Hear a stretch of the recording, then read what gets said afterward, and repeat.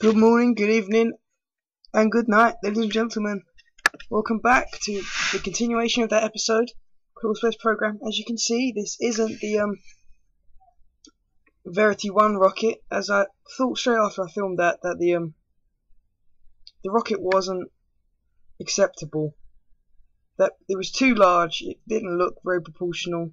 So I went back to the drawing board. Our lead engineers, of course, decided to combine the orbital stage with the actual orbital injection stage to build Verity II. It has much larger SRBs for lifting off the ground, one extra fuel tank in that ascent stage, and then a thrust vectoring medium thrust engine for the orbital insertion. Also, I'm using the Keythane mod today, so I have some lander legs just underneath the command pod for a return trip, and a little habitation kind of hole just underneath the stack decoupler. Here we are for launch Verity II.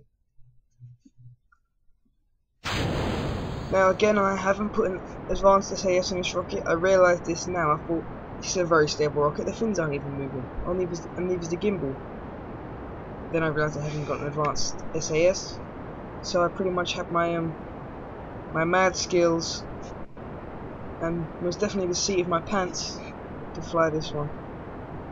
So again, we've got Jeb Kerman in the launch pad. Let's just say Verity I had a static fire yesterday. It didn't go too well. Neither's this actual turn now. It's going the wrong way, and they scrapped it.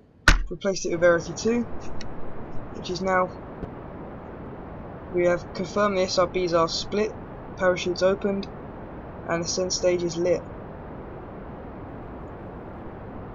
Everything seems to be good. Rocket's now gaining vertical altitude, approaching 7 kilometers of altitude now. Vertical altitude? How else would it gain altitude? Vertical speed is what I meant to say. Okay, we're beginning a gravity turn of the rocket.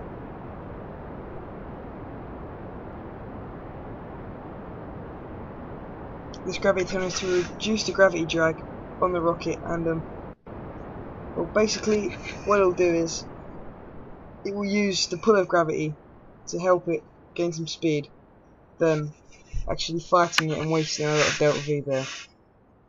As you can see, just in the map view now, checking our apoapsis, slowly rising. 11. We're still not going for a big gravity turn.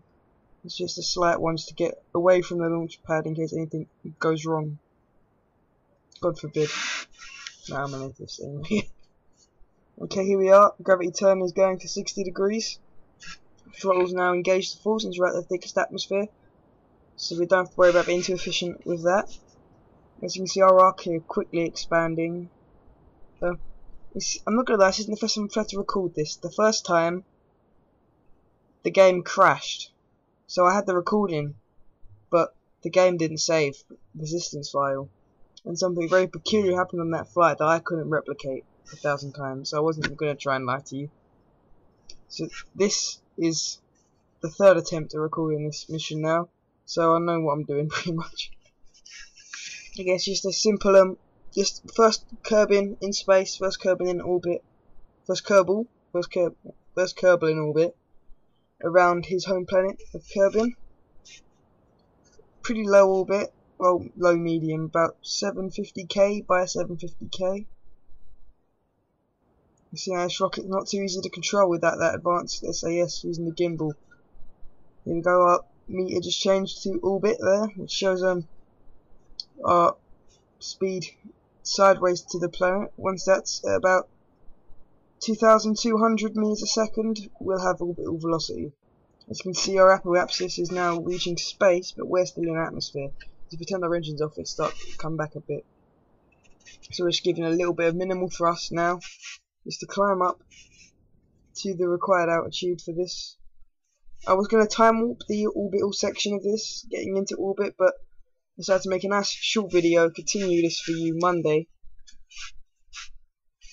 and I'm hopefully getting quite a few videos for a week, thinking 4 or 5 a week actually, because I don't know about Toby and Alex, but I'm pretty determined to push these out as quick as I can. Get you guys some content to watch. Obviously we don't go for very long. I think it's better to have 5 videos of 10 minutes a week than having 1 video a month that's 50 minutes long. you know, you lose a bit from that. And since my schools broke up for half term, this week is gonna be, I'm gonna be working hard, gonna be building rockets, gonna be flying. Here we go now, just on our orbital injection burn. Well, actually no, what are we doing? Oh yeah, we're just preparing for our orbital injection burns. Sorry. Soz. Yes, as I said, half term. I'll be working hard for you guys, building crazy shizer. Trying to get some fun videos out. Gonna go to the moon hopefully soon. And glad I got this key thing. Also got the satellite pack, but not the actual plugins for that yet, so I can't run that. Of course, but that's gonna be cool. We're gonna send a probe into deep space with an ion engine. That's what badasses do. So here we are now. This is our orbital injection. As you can see, our lifting stage is still pushing us through here. Which just since 0.16 came out, I really enjoyed the rebalance. Originally, it was very hard for me to get used to the new balancing of fuel consumption and thrust.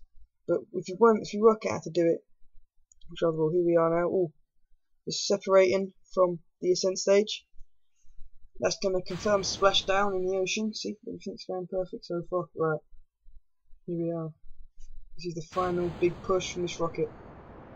It needs to get a periapse. If it doesn't, luckily we got a good time till apoapsis. Maybe a bit too good of a time, if you know what I mean. A bit too far ahead. What that means is we're thrusting that more than we need to be. So, like I said, about 2-2, get that periapsis.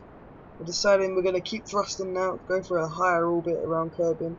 Not quite a synchronized orbit level, which means we'll stay over a set amount of land. We'll still be all being faster than the planet spins, but not so drastically, and we'll get some better views of Kerbin here. So yeah, 8,000 was my 800,000 was my accidental because I lost the screen. I zoomed in when I meant to zoom out. Yeah. I do play this game a lot in the map view because, well, the rocket's nice to look at, but it doesn't really help us.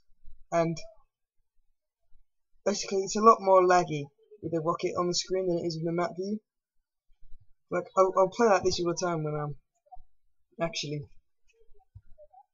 playing by myself, but when I record, my computer doesn't work so well, so we just stick to the map view. Or IVAs, they don't seem to lag too much from either. I do like a bit of IVA, we're going to do a bit of that in a minute.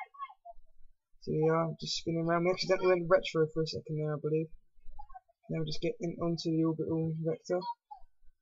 We'll call it prograde. I'll just call it thrusting on an orbital line.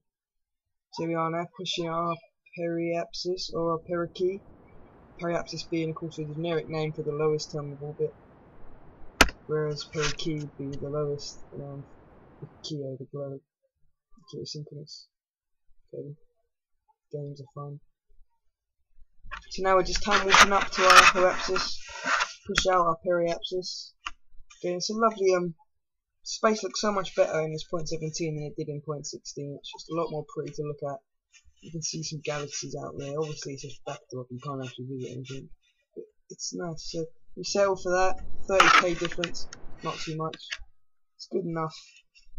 Here we are, we're actually now sitting inside what Jeb's been looking at the whole time. That's his only little window there. Got our nav ball in here, our orbital speed, all our important stuff. So now we've got just under a tank of fuel left to come home with, which is plenty of fuel. Yeah, in the first recording I accidentally time warped to maximum, and when I came back to the rocket the engine was missing, so he was stuck pretty high. He was going to have to use RCS and maybe even with the force of the coupler itself.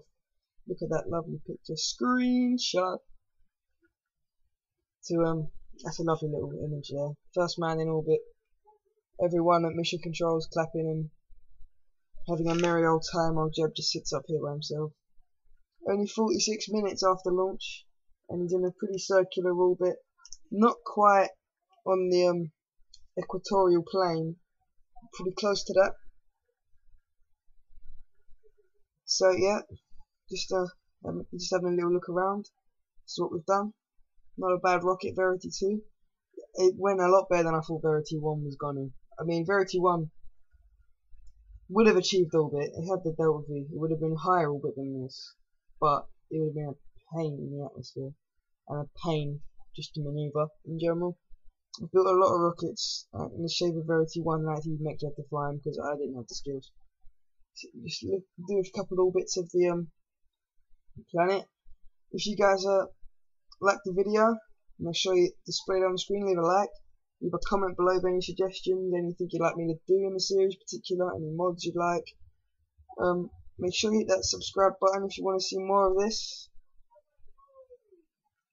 I've been Harry from Foo Fighters. He's been Jeb Kerman from Kerbal. This has been Verity II from my creations in my brain. So sit back and enjoy the bits.